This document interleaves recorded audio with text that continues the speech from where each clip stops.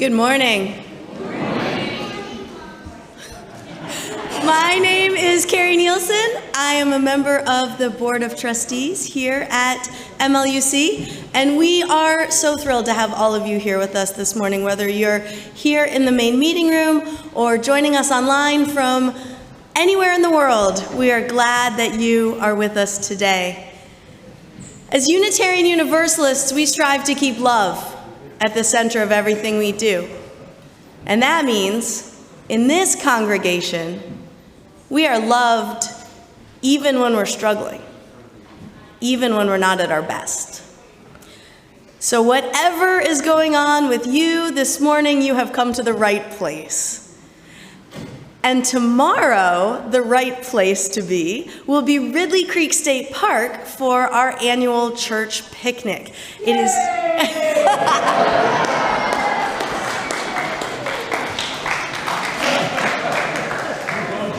It is not too late to sign up to participate, but even more importantly, we need volunteers. Now, Jean tells me that men are already overrepresented on the volunteer list, so he also welcomes women, children, and others to sign up to volunteer for the Fire Brigade Grill Team, for setup, for teardown. There's lots of great volunteer opportunities. Earn your burger. Jean will be at the table in the atrium outside of the main meeting room after the service. He can walk you through, this is Jean in the gold here, walk you through all of the great volunteer opportunities that we have.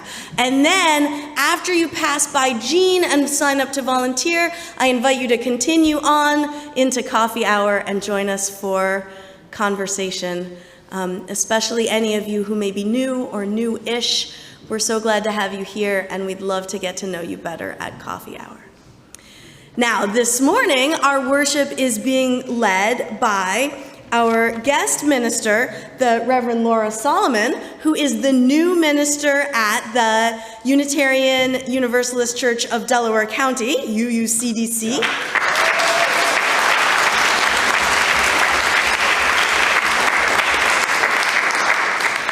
And our worship team also includes our Director of Learning and Family Ministry, almost, Dawn Star Sarahs-Borchelt, and our Worship Associate Deborah McKnight, and music by the MLUC Band, which I am very happy to tell you this week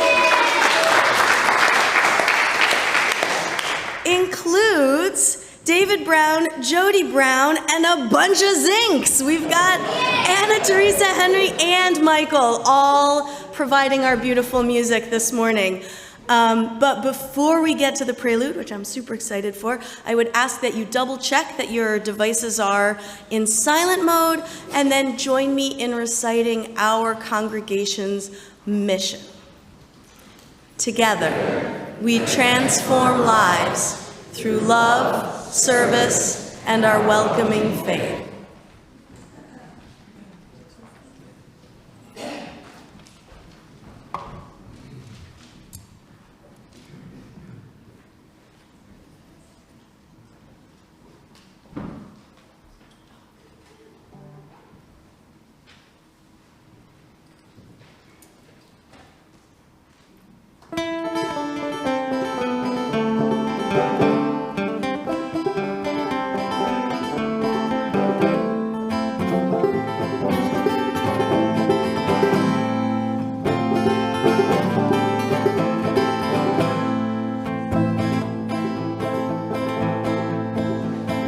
Traveled round this country from shore to shining shore. It really made me wonder the things I heard and saw. Saw the seamen standing idly by the shore. I heard the bosses saying, got no work for you no more. But the banks are made of marble with a guard at every door, and the vaults are stuffed with silver that the seamen sweated for. I saw the weary farmer plowing sod and loam. I heard the auction hammer knocking down his home. I saw the weary miner scrubbing coal dust from his back. I heard his children crying, got no coal to heat the shack. But the banks are made of marble with a guard at every door, and the vaults are stuffed with silver that the miners sweated for.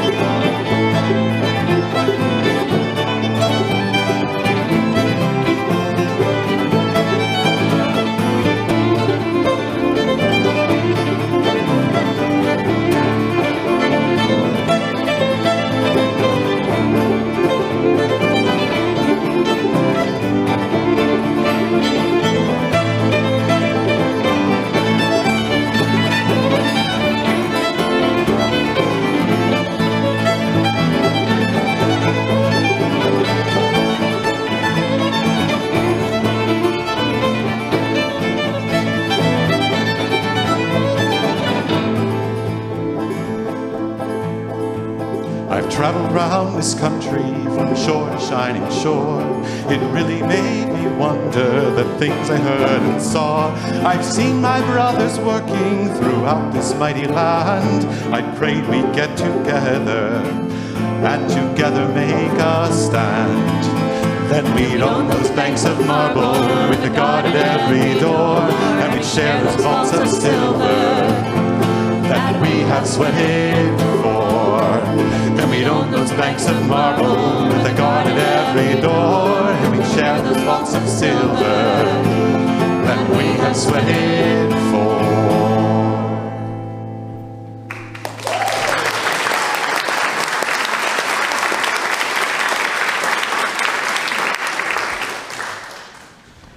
Good morning. Our Chalice Lighting this morning is called Honoring Our Labors by Florence Caplow.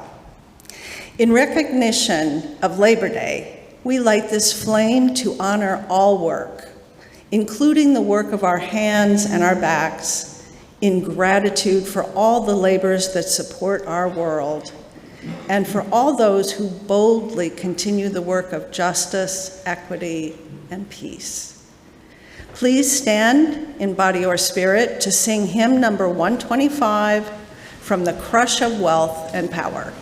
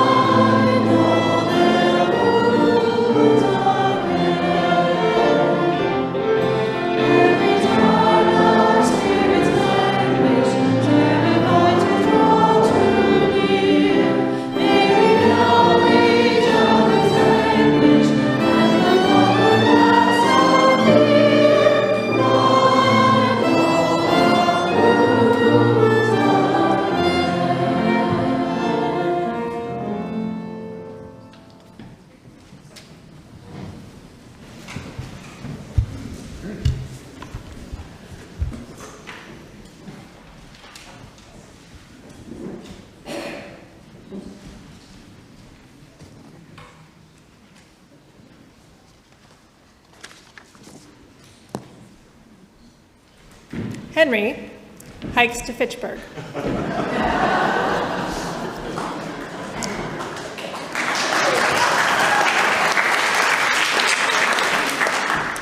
One summer day, wait, I gotta get to the right slide. I forgot the slides. Okay. One summer day, Henry and his friend decided to go to Fitchburg to see the country. I'll walk. Said Henry. It's the fastest way to travel. I'll work, said Henry's friend, until I have the money to buy a ticket to ride the train to Fitchburg. We'll see who gets there first. His friend waved. Enjoy your walk, he said. Henry walked down the road to Fitchburg. Enjoy your work. He called back. Henry's friend filled the woodbox in Mrs. Alcott's kitchen. 10 cents. Henry hopped from rock to rock across the Sudbury River. His friend swept out the post office. 5 cents. Henry carved a walking stick. 25 miles to Fitchburg. Henry's friend pulled all the weeds in Mr. Hawthorne's garden. 15 cents. Henry put ferns and flowers in a book and pressed them. His friend painted the fence in front of the courthouse. 10 cents. Henry walked on stone walls. Henry's friend moved the bookcases in Mr. Emerson's study. 15 cents. Henry climbed a tree. 18 miles to Fitchburg. His friend carried water to the cows grazing on the grass in town. 5 cents. Henry made a raft and paddled up the Nashua River. Henry's friend cleaned out Mrs. Thoreau's chicken house. 10 cents. Henry crossed a swamp and found a bird's nest in the grass. 12 miles to Fitchburg. His friend carried flour from the mill to the village baker. 20 cents. Henry found a honey tree. Henry's friend ran to the train station to buy his ticket to Fitchburg for 90 cents. Henry jumped into a pond. 7 miles to Fitchburg. His friend sat on the train in a tangle of people. Henry ate his way through a blackberry patch. Henry's friend got off the train at Fitchburg Station just as the sun was setting. Henry took a shortcut. 1 mile to Fitchburg. His friend was sitting in the moonlight when Henry arrived. The train was faster, he said. Henry took a small pail from his pack. I know. He smiled. I stopped for blackberries. Not yet. You may not yet go to now in peace. The truth is, most of us have some times when we walk, which is hard work sometimes, like Henry in the story did, and sometimes where we work for pay, which is fun sometimes. Our Henry here, Henry Zink, has been working for us as our youth ministry coordinator for almost 2 years. Henry is beginning a full-time internship working as a school psychologist this fall and is going to complete his dissertation and defense this year. That's a lot of work.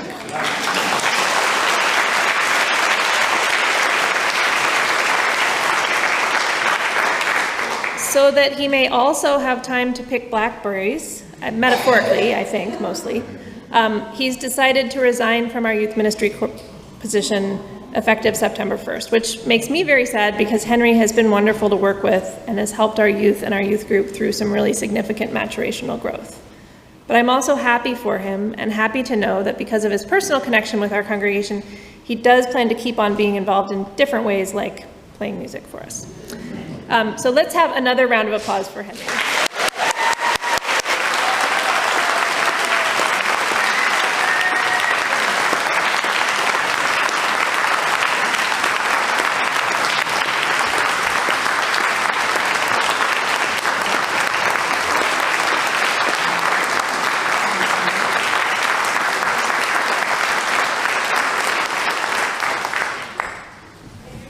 Know that the Children and Youth Faith Development Team and Reverend John and the board and I are in conversation about the best way to move forward after this change.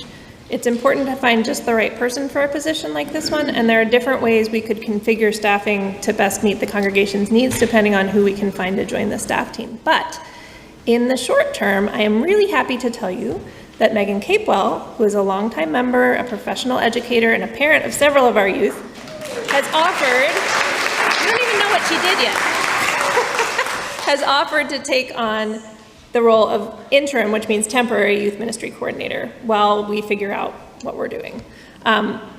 So welcome, Megan. And youth programming starts for the fall on September 14th with, I need to talk to Megan about this, but I think a massive scavenger hunt, followed by parent orientation for 8th and 9th grade out. So now it is time to go now in peace.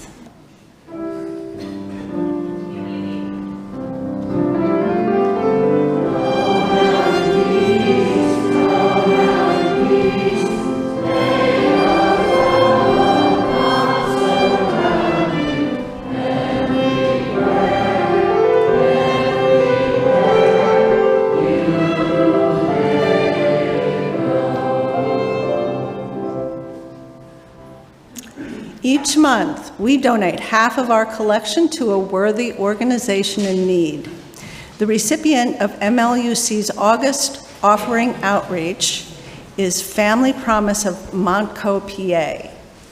Family Promise provides emergency shelter programs for families experiencing homelessness. Through the 2 interfaith hospitality networks, families are offered stability and a safe place to sleep as they work towards independence.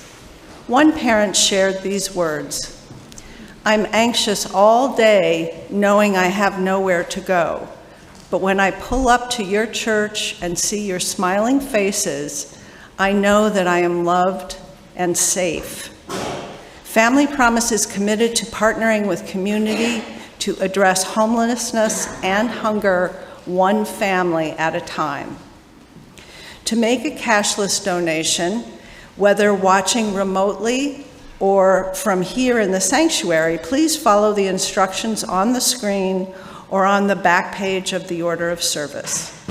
The offering will now be gratefully received. Will the ushers please come forward?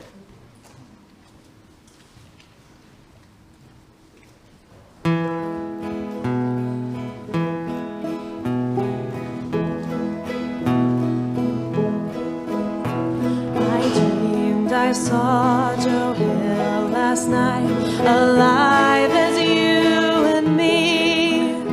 Says I, but Joe, you're 10 years dead. I never died, said he. I never died, says he. In Salt Lake, Joe, I said to him, standing by my bed, they framed you on a murder charge. Says Joe, but I ain't dead. Says Joe, but I ain't dead. The copper bosses shot you, Joe. They killed you, Joe, says I. Takes more than guns to kill a man, said Joe. I didn't die, says Joe. I didn't die.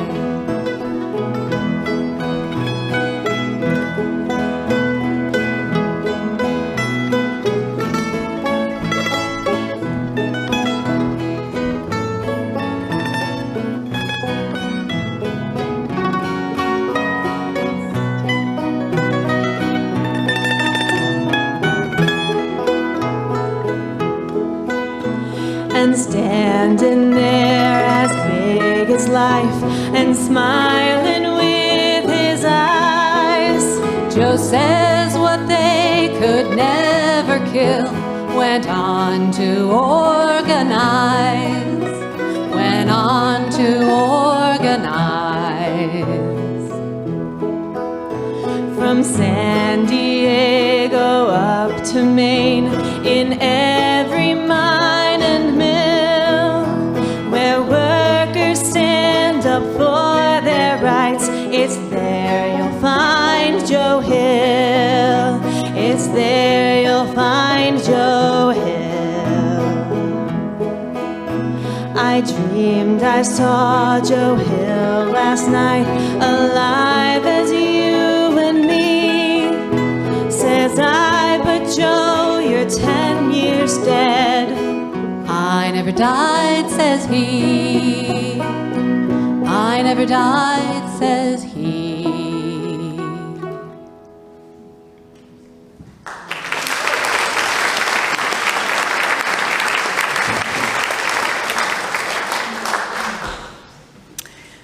At this time in the service, it is our custom to share our personal joys, sorrows, and concerns, knowing we will be heard, accepted, and supported. As a community, we acknowledge each joy or sorrow by lighting a candle and saying together, "We hold you in our hearts." Stephanie Murphy asked that we send healing thoughts into the universe for her good friend Linda and Linda's sister, both of whom have been suffering with back issues for the last month. Linda is unable to drive or care for her pup. May both women heal quickly. For Stephanie, Linda, and Linda's sister, we hold you in our hearts. We are lighting a candle of joy and support for Tracy Simpson as she recovers from her hip replacement surgery on August 25th. She has her family, close friends, and neighbors supporting her and will be back to life and church and work soon. For Tracy, we hold you in our hearts. And Tracy asks we light a candle of pride and love for her son, Shane, who starts college at Rensselaer Polytech Institute this week. Go Red! For Tracy and Shane, we hold you in our hearts. We are lighting a candle of joy for Jay Wiley, who is happy to report that he had successful hip surgery and is on the mend. For Jay, and I would say Dana, we do in our hearts.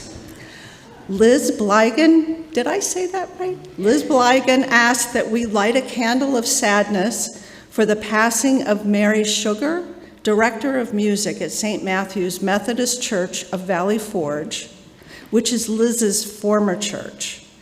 Mary was a talented musician and beloved by the church. Mary invited Liz to sing at the church on several occasions, which gave Liz both an opportunity to sing and to visit with her many friends at the church. Mary will be missed. For Liz and Mary, we hold you in our hearts. Steve Valaton asks that we light a candle of sorrow for the passing away of Marian Valaton on July 25th. She was a new and very enthusiastic attendee and had wanted to join in October, but didn't get a chance. A celebration of life will be held next Saturday, September 6th, here at noon in her honor. For Steve and Marian, we hold you in our hearts. And let us light one more candle for those of us with joys or sorrows too deep to say out loud at this time. We hold you in our hearts.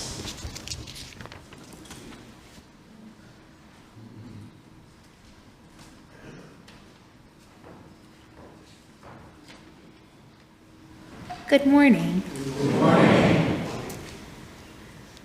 Our reading today is called In a Dangerous Time by Rosemary Watola Trommer. I think of the bones, of the unsung rib cage, the way they protect the heart. How bone too is living, how it constantly renews and remakes itself. I think of how ribs engage with other ribs to contract, to expand, and because they do their solid work, they allow the heart to float. That's what I want to do, to be a rib in this body of our country, to make a safe space for love. There is so much now that needs protection. I want to be that flexible, that committed to what's vital, that unwilling to yield.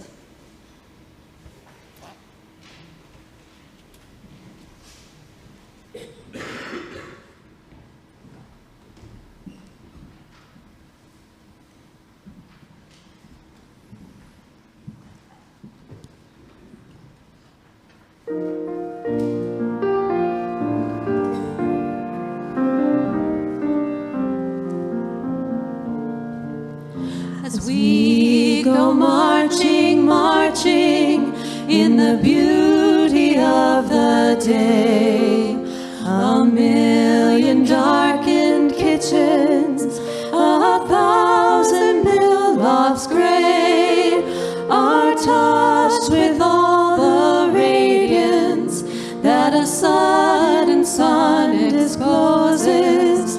For the people hear us singing, bread and roses, bread and roses. As we go marching, marching, we battle too for men, for they are in the struggle, and together we will win. Our lives shall not be sweated from birth until life closes. Hearts starve as well as bodies. Give us bread, but give us roses. As we go marching, marching, unnumbered women dead go crying through our singing their ancient call for bread. Small art and love and beauty, their trudging spirits new. Yes, it is bread we fight for, but we fight for roses too. As we go marching, marching, we bring the greater days. The rising of the women means the rising of the race. No more the drudge and idler, ten that toil while one reposes, but a sharing of life's glories. Bread and roses, bread and roses.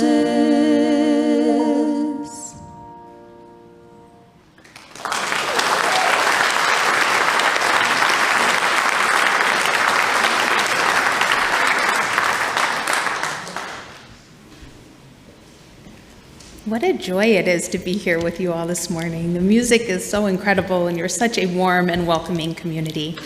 Thank you. Thank you. We're going to start actually with a song this morning that I have heard in movement circles, but was originally sung and written by the Silver Mount Zion Orchestra and the Tra-La-La Band. It's very simple, just 2 lines really, and I'll just ask you to repeat after me. When the world is sick, can't no one be well, but I dreamt we was all beautiful and strong. When the world is sick, can't no one be well, but I dreamt we was all beautiful and strong. One more time. When the world is sick, can't no one be well, but I dreamt we was all beautiful and strong. I saw a post on social media recently that said, to be a pastor during this time is to be about the proclamation of belovedness. You're an immigrant, beloved. You're queer, beloved. You're Black, beloved. You're a woman, beloved. You're disabled, beloved.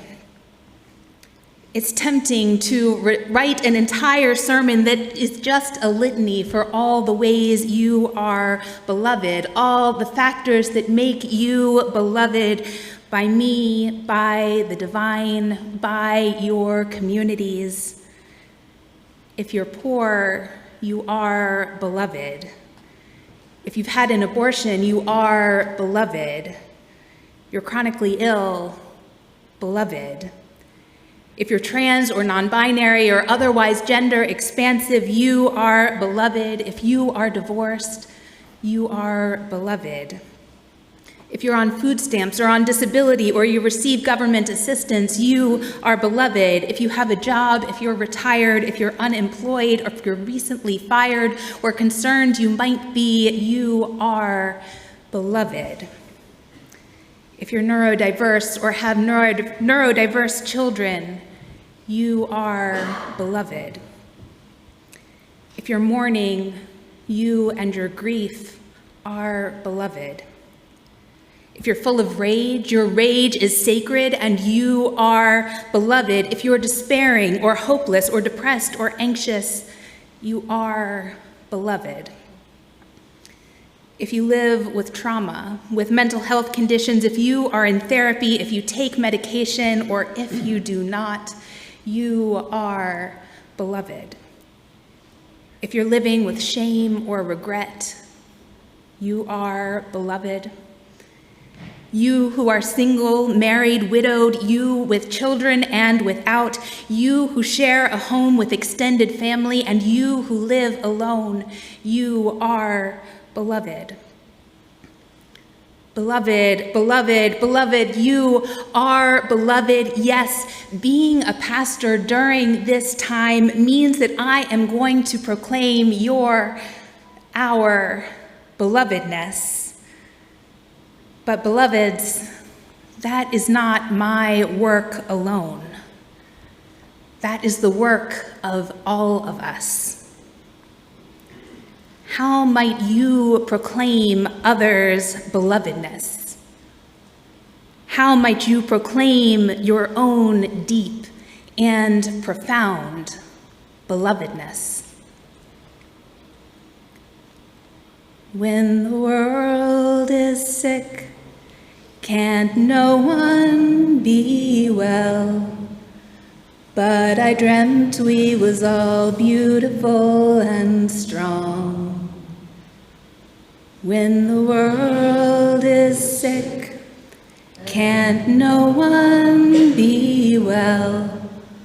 But I dreamt we was all beautiful and strong. Dan Savage, author and LGBTQ advocate, wrote, "We live in hard times. But it'll be worse if we let the news cycle drain the joy from our lives. We need to pay attention and we need to stay in the fight because, of course we do.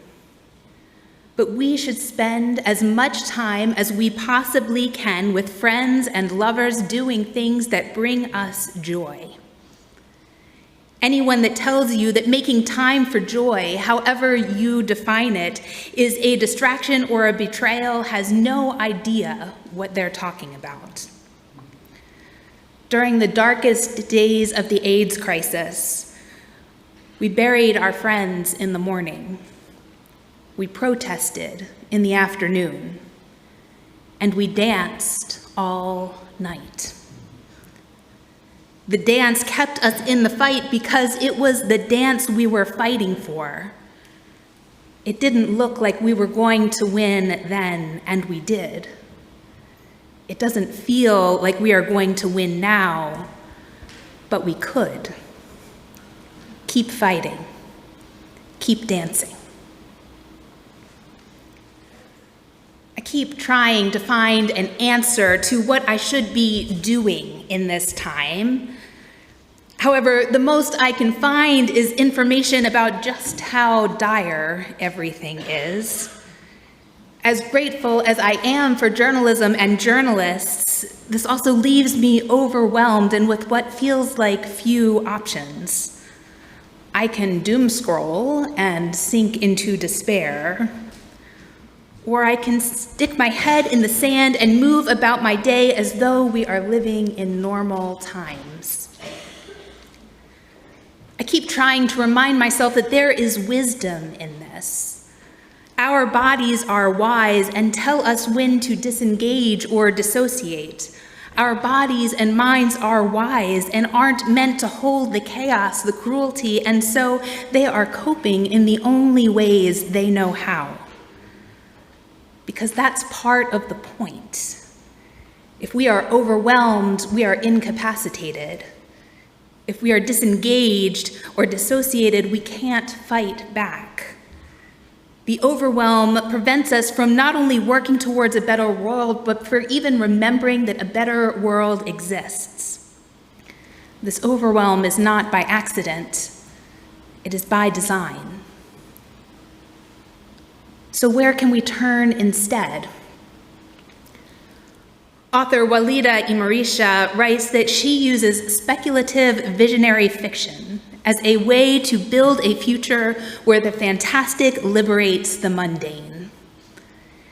She states, whenever we try to envision a world without war, without violence, without prisons, without capitalism, we are engaging in speculative fiction.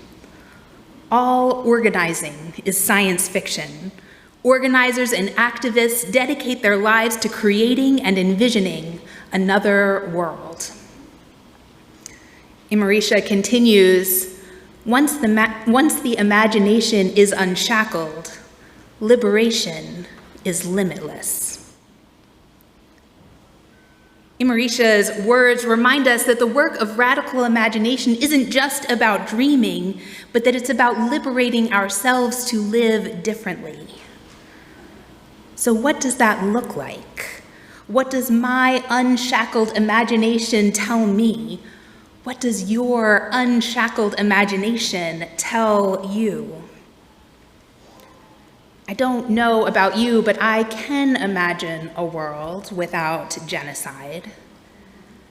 I can imagine a world where no child starves, not in Gaza, not in Sudan, not anywhere. I can imagine a world where bodily autonomy is sacred and reproductive freedom is a given.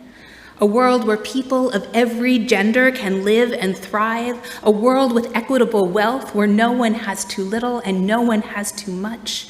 A world where we cherish our earth as kin. And these are not just idle daydreams. They are sacred callings. I can imagine this world not because I'm an artist or a poet or a visionary. I'm not. I can imagine this world because I am a Unitarian Universalist.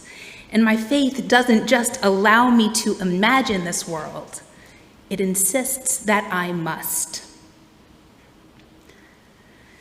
Now, I want to be clear, imagination is not the same thing as magical thinking. My personal theology does not align with ideas of manifestation or the power of positive thinking or the sort of new age spirituality that says if you change your mindset, then your life will change. It's okay if yours does. It just doesn't personally work for me. So I'm not saying that we can positivity our way into a better world, that if we just think good thoughts, then our world will transform. I'm not saying that if we can imagine it, then we can make it happen. But I am saying that too often we live our lives in opposition to what we don't want, rather than building what we do. We live our lives in our minds, attempting to think our way into a new world, rather than loving and being our way into new ways of being. So that is our work, attending to our belovedness, attending to the belovedness of others, and attending to where we give our energy so we can build the world of our imagination. Activist Kelly Hayes calls this a rebellious culture of care. And that begins with focus, with intention, with relationships, and with dancing. What is our work? Our work is to fight for freedom, to fight for joy. Our work is to fight for radical imagination and the audacity to dream that another world is possible. Our work is to fight for the ability of our beloved bodies to be their full, unburdened selves. We are fighting for you. We are fighting for me, for all of us. And if we don't remember what freedom feels like, then they have already won. When the world is sick, can't no one be well? But I dreamt we was all beautiful and strong. When the world is sick, can't no one be well? But I dreamt we was all beautiful and strong. Amen.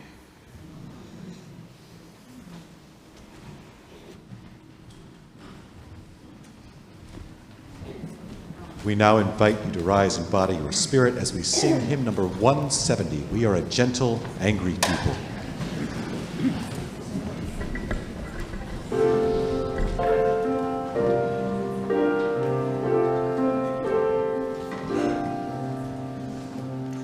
We are gentle.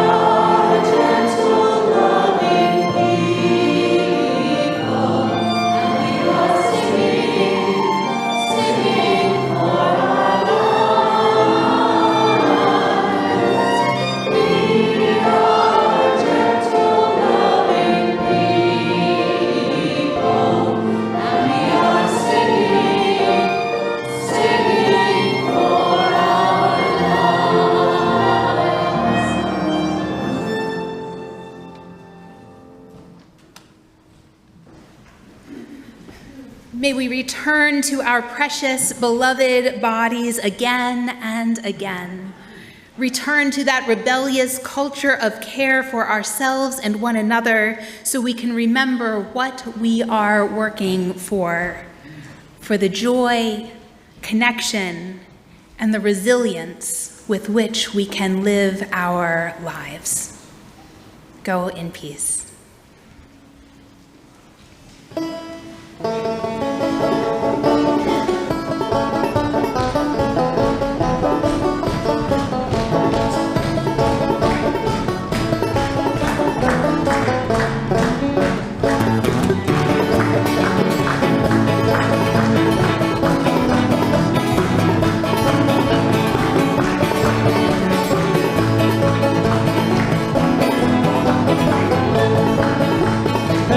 Union maid who never was afraid of the goons and the gangs and the company finks and the deputy sheriffs who made the raid. She went to the union hall when a meeting it was called, and when the company boys came round, she always stood her ground. Oh, you can't scare me, I'm sticking to the union, I'm sticking to the union, I'm sticking to the union. Oh, you can't scare me, I'm sticking to the union, I'm sticking to the union till the day I die.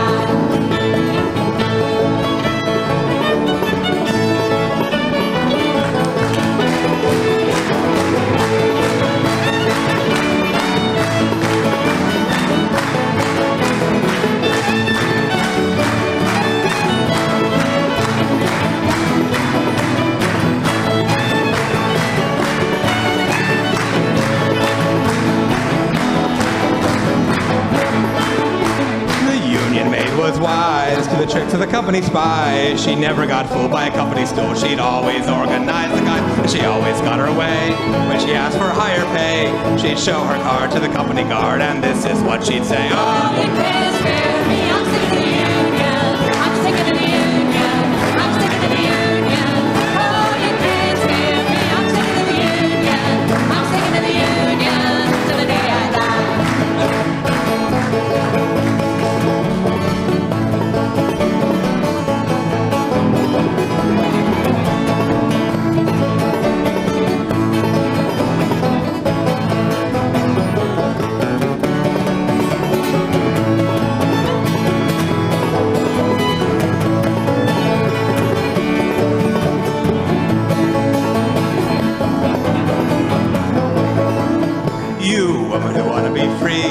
Take a little tip from me, break out of that mold we've all been sold. You've got a fighting history to fight with women's rights, with workers must unite, like Mother Jones, move those boats to the front of every fight. Oh, you can't scare me, I'm sticking to the union.